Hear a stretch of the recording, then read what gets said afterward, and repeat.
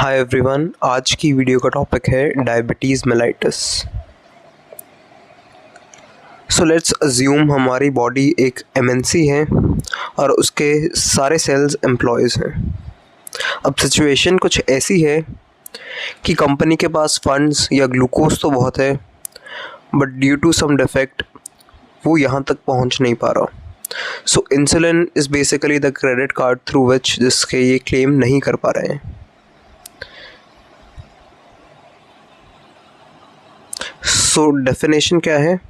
It is a chronic metabolic disorder. Basically metabolism नहीं हो पा रहा। मेटाबॉलिज्म में सिंथेसिस, एनाबॉलिज्म और कैटाबॉलिज्म दोनों आता है। तो जब उनको एनर्जी या फिर फंड सैलरी नहीं मिल पा रही है तो वो ब्रेक डाउन किसका करेंगे? तो कैटाबॉलिज्म भी नहीं होगा, मतलब इम्पेयर्ड होगा। और सिंथेसिस, जब ब्रेक डाउन नहीं हो रहा फूड का तो एनर्जी कहाँ से जनरेट होगी? लाइक ऑब्वियसली जैसे मोटिवेशन नहीं रहेगी उनमें काम करने की, है ना। सो इसमें परसिस्टेंट हाइपरग्लाइसीमिया होता है। So which is the irony here कि ब्लड में एमिया का मतलब होता है in blood. Glycemic is use for glucose, hyper का मतलब जब इंक्रीज हो जाए। ग्लूकोज का लेवल है तो बहुत ज़्यादा बट वो सेल्स तक नहीं पहुंच पा रहा, just like the case we discussed. So diabetes में क्या हो सकता है? या तो इंसुलिन सही अमाउंट में सिक्रीट नहीं हो पा रहा, या फिर इंसुलिन है तो बट उसका एक्शन सही से नहीं है, वो डिफेक्टिव हो गया। या फिर दोनों कंडीशंस भी एक साथ हो सकती हैं कि कम सिक्रीट हो रहा है और क्वालिटी भी, quantitative as well as qualitative defect is also possible, जिसकी वजह से क्या होगा? डिस्टर्ब्ड हो जाएगा कार्बोहाइड्रेट, फैट्स और प्रोटीन्स, इनका मेटाबॉलिज्म।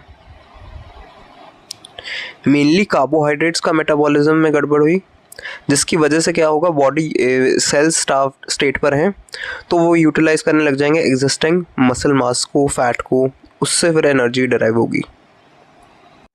अब एज अ रिजल्ट इसके दो इफेक्ट्स होते हैं। फर्स्ट, मैक्रोवैस्कुलर कॉम्प्लिकेशंस हो सकती हैं, जैसे कि एथेरोस्क्लेरोसिस हो जाएगा लीडिंग टू मायोकार्डियल इन्फार्क्शन, या माइक्रोवैस्कुलर जो छोटी कैपिलरीज हैं उनमें प्रॉब्लम, जैसे आइज़ तक जो कनेक्ट हो रही हैं, किडनी, न्यूरोपैथी होगी,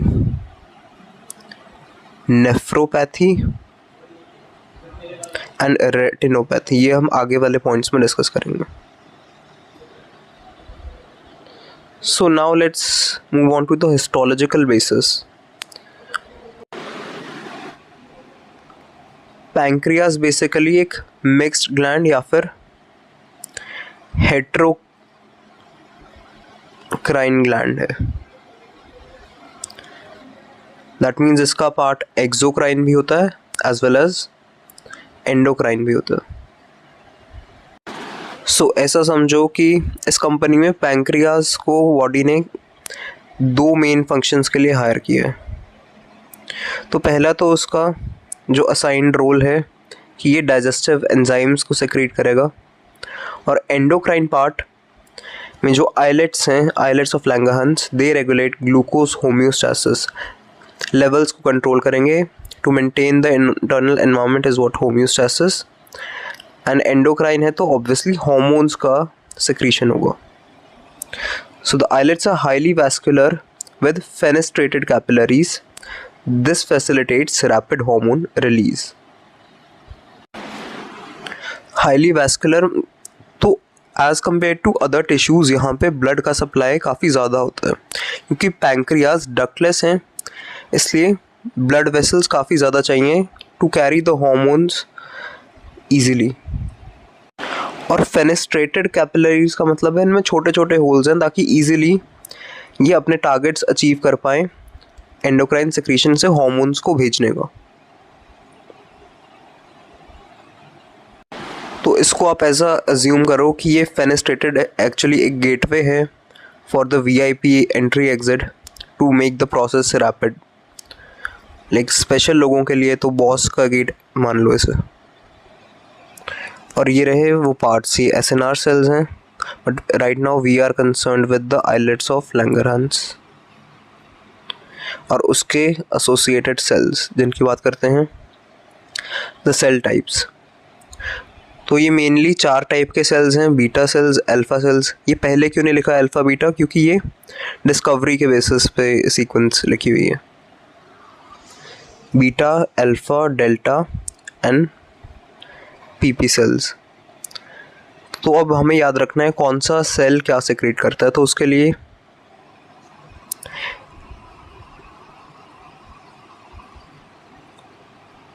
ग्लूइन।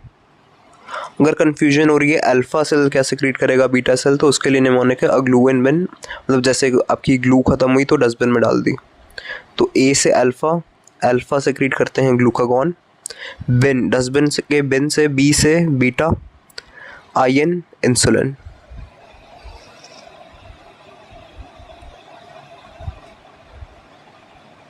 इसके अलावा डेल्टा सेल्स सोमैटोस्टैटिन का रिलीज करेंगे एंड नाम से क्लियर है pancreatic polypeptide.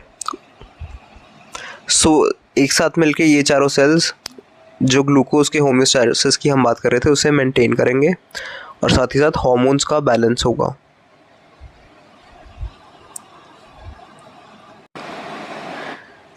Insulin synthesis and secretion की बात करें तो इंसुलिन बेसिकली हमें पता है एक प्रोटीन बेस्ड हार्मोन है। तो ये बनता कहाँ है, एंडोप्लाज्मिक रेटिकुलम में, बीटा सेल्स के ईयर में, और वहाँ से फिर एक इसमें कन्वर्ट हो जाएगा pro insulin, pro means inactive form, और प्रो इंसुलिन के बाद फाइनल इसका ट्रांसपोर्ट पैकिंग वगैरह जब हो जाए तो ये सी पेप्टाइड में ब्रेक डाउन हो जाएगा। इसका सी पेप्टाइड एक्चुअली एक बायोमार्कर है जिससे पता लगता है कि इंसुलिन कितना बन रहा है क्वांटिटेटिव मेजरमेंट के लिए।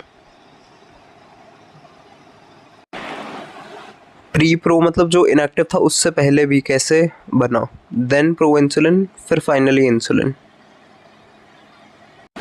सो इसे आप ऐसा समझ सकते हो कि ये एज अ चेक है जो अभी एक्टिव नहीं है, और जब हमें पेमेंट करनी है तो उसको बेसिकली पढ़ा जाएगा थ्रू इंसुलिन, और जो थोड़ा सा फॉयल पीछे की तरफ होता है ना उसको एज अ सी पेप्टाइड हम मान सकते हैं। लेट्स से अब आपने खाना खाया तो वो ब्लड में जो ग्लूकोज है तो वो कैसे एंटर करेगा बीटा सेल्स में, एक दरवाज़ा होता है ग्लूकोज ट्रांसपोर्टर 2, जिससे क्या होता है ATP का प्रोडक्शन अब इंक्रीज़ हो गया। सो अब ATP प्रोडक्शन इंक्रीज़ हो गया जिसकी वजह से सेल अब एनर्जी डिराइव कर पाएगा, क्योंकि ग्लूकोज का ही कन्वर्जन हुआ है ATP में। बट ये सब होता कैसे है, इसके पीछे का मैकेनिज़्म क्या है वो डिस्कस करते हैं। इसमें रोल किसका होता है, पोटेशियम चैनल्स और कैल्शियम का मेनली।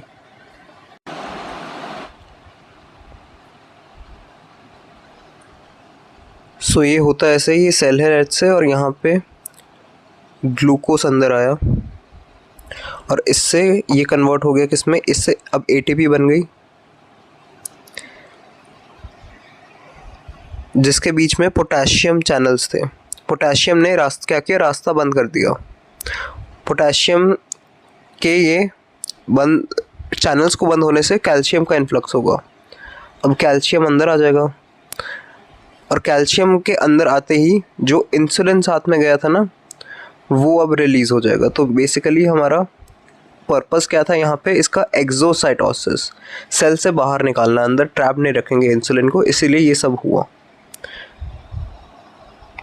क्योंकि ये पोटेशियम चैनल्स ये कैसे बंद हुए, बिकॉज देवर ATP सेंसेस, इन्होंने चेक कर लिया कि अच्छा अब ATP बन गया तो हमें ऑटोमेटिकली अब ये बंद करना है, और कैल्शियम को अंदर लाने से पता लग जाएगा कि इंसुलिन को बाहर जाना है।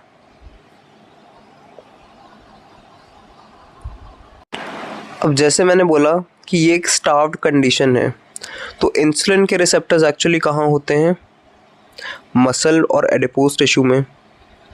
अब यार रिसेप्टर्स ही नहीं है तो इंसुलिन अब ना सही अमाउंट में अब ग्लूकोज को एज अ सबस्ट्रेट ये दोनों चीज़ें यूज़ नहीं कर पाएंगी if the person is suffering from diabetes.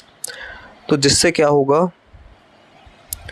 अब लिपिड और प्रोटीन्स का सिंथेसिस भी होगा ज़्यादा और यूटिलाइजेशन भी इन्हीं का होगा, जिससे बॉडी मास ना डिक्रीज़ हो जाता है। तो जैसे कुछ लोग कहते हैं ना, हम कितना भी खा लें पर मोटे नहीं होते हैं, बट एक्चुअली ये डायबिटीज़ का भी कई बार सिग्नल होता है, क्योंकि भूख ज़्यादा लगेगी ना, अगर अपने ही मसल का ब्रेक डाउन करके बॉडी एनर्जी डिराइव कर रही है।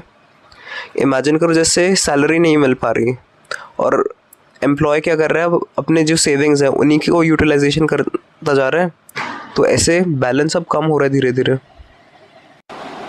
लिपिड्स का ब्रेकडाउन और प्रोटीन्स का ब्रेकडाउन, लाइसिस हो जाएगा दोनों का, और ग्लूकोनियोजेनेसिस का एक्चुअली अब इनहिबिशन हो रहा है, नया ग्लूकोज एज अ सबस्ट्रेट नहीं यूज़ हो रहा बेसिकली।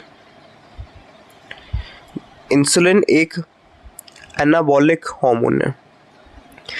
एनाबॉलिक, एना को ऐसे याद रख सकते हो, आना, तो क्या आना, कुछ बनाना, तो सिंथेसिस में रोल होता है।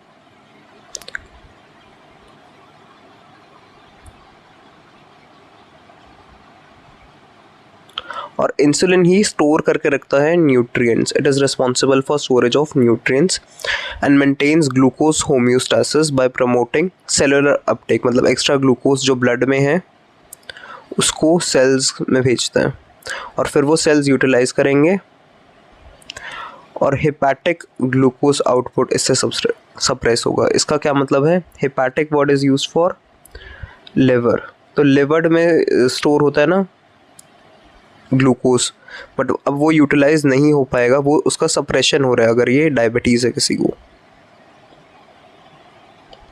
डायबिटीज़ मेलाइटस क्यों होता है, इंसुलिन की या तो डेफिशिएंसी है, अमाउंट क्वांटिटेटिव डिफेक्ट डेफिशिएंसी ये, या तो अगर अमाउंट ठीक है फिर भी रेजिस्टेंस हो रहा है, मतलब रिसेप्टर्स जो सही से नहीं है वो रेजिस्टेंस क्रिएट कर रहे हैं एंड ग्लूकोज की यूटिलाइजेशन होते हुए भी यूटिलाइज सही से नहीं हो पा रहा। जैसा मैंने कहा हाइपरग्लाइसीमिया है on the other hand cell starved condition में, जिससे कि इंक्रीज क्या होगा, ग्लूकोनियोजेनेसिस, लाइपोलाइसिस, प्रोटियोलाइसिस, सब में प्रोटियोलाइसिस प्रोटीन्स का ब्रेकडाउन, लाइपोलाइसिस लिपिड्स जो ऑलरेडी हैं उनका ब्रेकडाउन, फैट।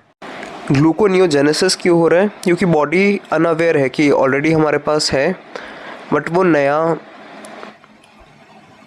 करने लग जाएंगी जनरेट। जैसे इमेजिन करो कि सैलरी टाइम पे नहीं आ रही और वो पर्सन क्या करेगा, एक्स्ट्रा पार्ट टाइम जॉब या फिर कुछ और कंटेंट क्रिएशन या कुछ करे, तो इससे वर्क ओवरलोड हो रहा है बेसिकली। अब हम डिफरेंस और डिटेल समझेंगे टाइप्स ऑफ डायबिटीज़ की। टाइप 1 होता है और टाइप 2 होता है। तो पहले बात करेंगे टाइप 1 डायबिटीज़ मेलाइटस की। इसमें क्या हो रही होती है, इंसुलिन की deficiency, and it is also known as young onset diabetes. ये यंग इंडिविजुअल्स में ज़्यादा देखने को मिलता है,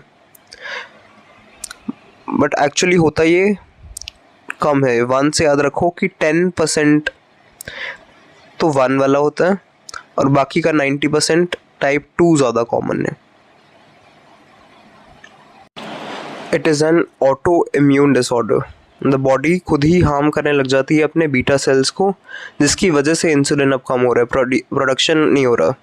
जैसे कोई फैक्ट्री है, उसमें कोई वर्कर खुद ही काम ना करना पड़े, इस वजह से क्या कर ले कि प्रोडक्शन लाइन में ही कुछ खराबी कर दे, तो जिससे डेफिशिएंसी हो जाएगी, रेट कम हो जाएगा प्रोडक्शन का, and it occurs in young individuals with acute onset and pre-deposition of ketoacidosis। Next slide पे मैं बताऊंगा कि ये कीटोएसिडोसिस क्या होता है बेसिकली और ये क्यों हो रहा है, इसके पीछे का mechanism.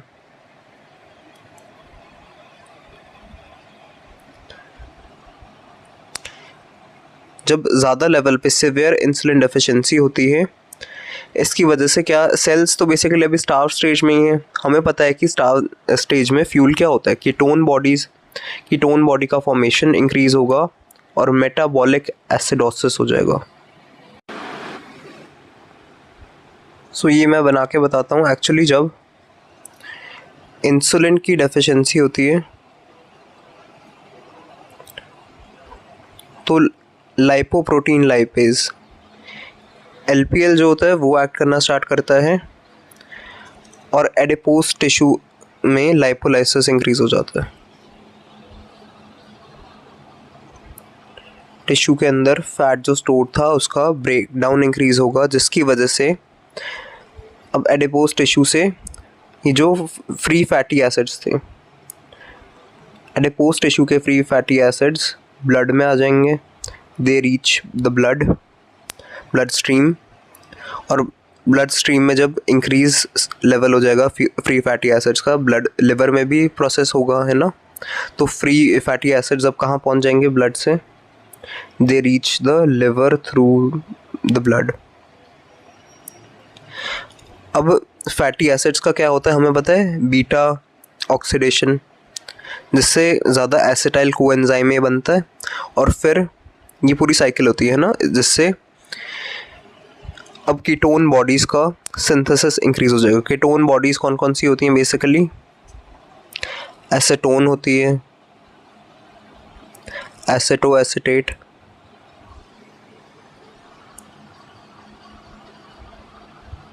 And beta hydroxy butyrate. अब बेसिकली कुछ कीटोन बॉडीज़ जो होती हैं ना, वो बॉडी से इवेपोरेट भी कर जाती हैं जब ये मेटाबॉलिज्म वगैरह चल रहा है, तो मुंह से स्मेल आने लग जाती है, which is a characteristic fruity breath odour. तो इससे ये भी पता लगाया जा सकता है कि डॉक्टर की डायबिटीज़ है या नहीं। तो इट इज़ नॉट समथिंग जिससे टेस्ट किया जाएगा, बट ये साइन होता है। So type 2 diabetes mellitus is due to insulin का resistance with relative insulin deficiency. हो सकता है कि डेफिशिएंसी भी हो, जैसे मैंने फर्स्ट स्लाइड पे बताया था कि दोनों हो सकते हैं टाइप 2 में भी, बट मेनली रेजिस्टेंस ही होता है। और इसमें ऑपोजिट है, उसमें वेट कम था, इसमें ओबेसिटी है।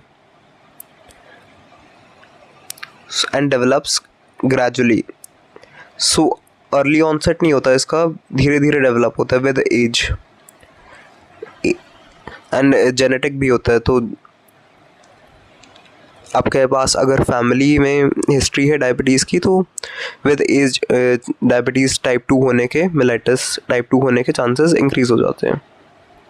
और बीटा सेल्स धीरे धीरे क्योंकि डिसफंक्शन करने लग जाते हैं, उनका रोल कम हो जाता है। सो ये हमने समझ ही लिया था कि स्टार्व स्टेट है, इसकी वजह से कार्बोहाइड्रेट मेटाबॉलिज्म का ग्लूकोनियोजेनेसिस इंक्रीज था। ये सब कीटोन बॉडीज़, कीटोजेनेसिस उसमें हो रहा था टाइप 1 में, है ना। और मसल मास डिक्रीज, ये सब टाइप 1 की बातें थी। अब ये स्लाइड बहुत इम्पॉर्टेंट है। जब ब्लड में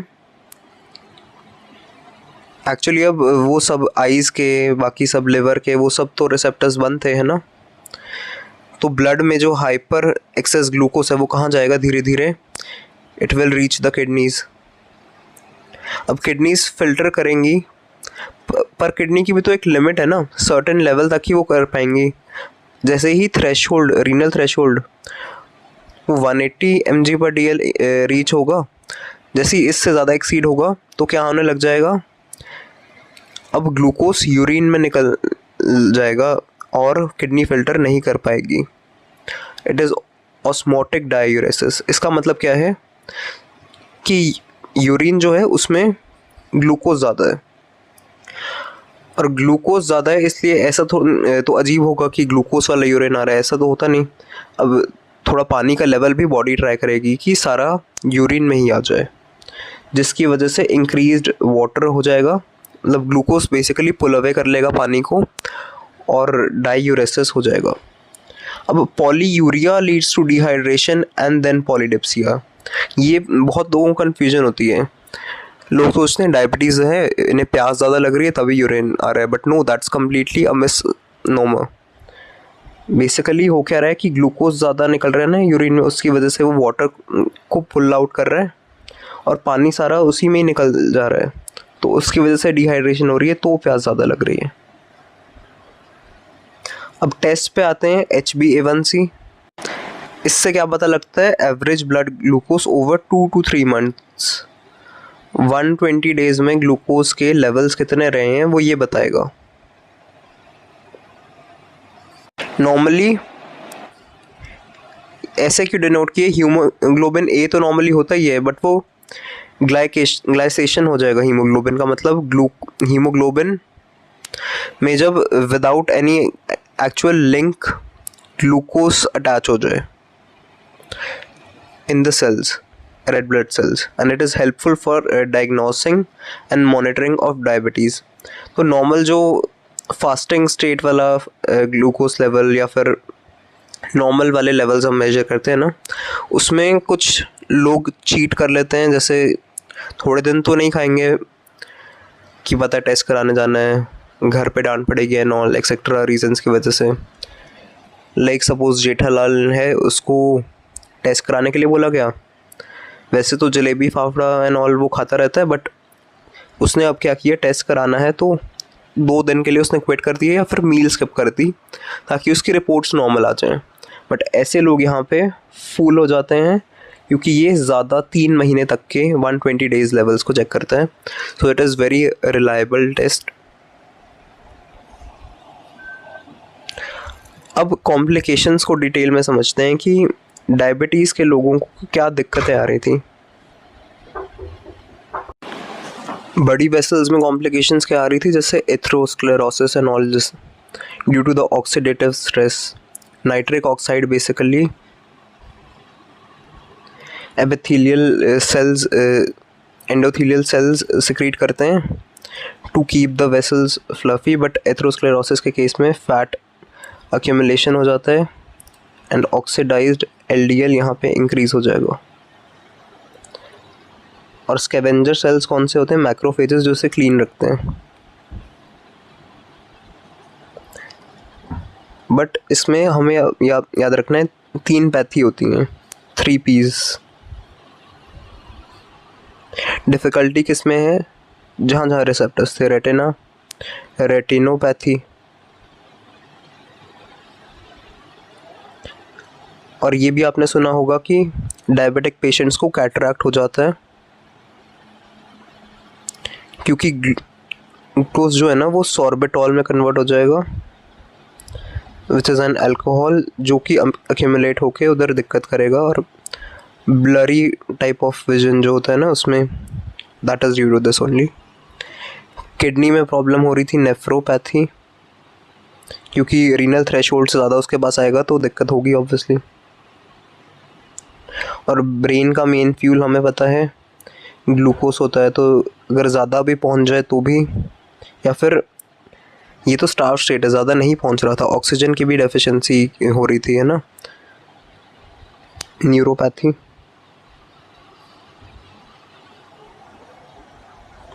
difference between type 1 and type 2। Type 1 तो खुद ही होता है ऑटो इम्यून, और ऑटो इम्यून जनरली हमें पता है रेयर डिसऑर्डर्स होते हैं, इसलिए ये 10% ही होता है।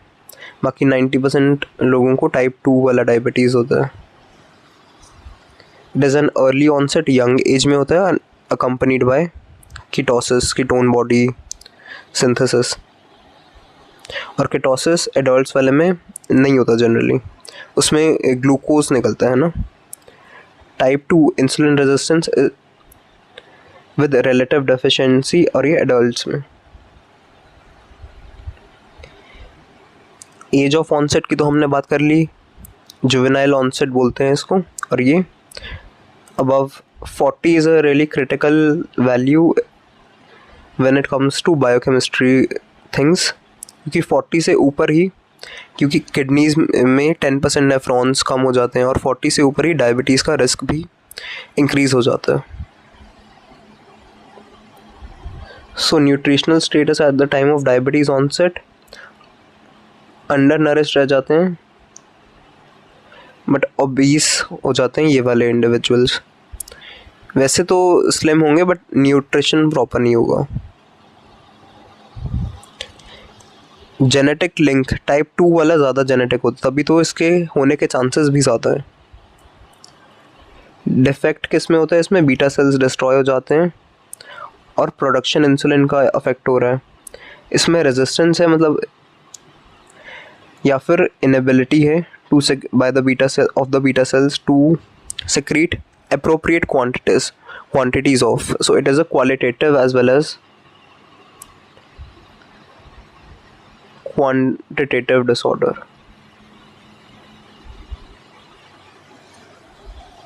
केटोसिस इसमें रेयरली हो सकता है, कई बार हो जाए टाइप 2 में, बट मेनली तो इसमें ही कॉमन है टाइप 1 में। प्लाज्मा इंसुलिन जब सिंथेसिस और सेक्रीशन की बात करी तो इसमें लो और एब्सेंट था, वेराज इंसुलिन का इसमें कुछ नहीं होता। इंसुलिन तो हाई ही है बट वो सही से काम नहीं कर पा रहा है। जैसे कि वो बैंक बैलेंस वाला एग्जांपल था, वो तो हाई ही है, वो इसके लिए यहाँ पे एप्लीकेबल है, ठीक है। कीटो एसिडोसिस हो गया, ये हाइपर ऑस्मोलर, ग्लूकोज भी पुल करता है पानी को, सो इंक्रीज्ड ऑस्मोलैरिटी, क्योंकि ब्लड में अगर प्लाज्मा में वाटर एक कंपोनेंट होता है ना, तो वाटर डिक्रीज करेगा प्लाज्मा का, तो ब्रेन से जो रिसेप्टर्स होंगे थर्स्ट सेंटर एक्टिवेट होगा, तो ज़्यादा प्यास लगेगी। पॉलीडिप्सिया 3 P's में बता रहा था ना,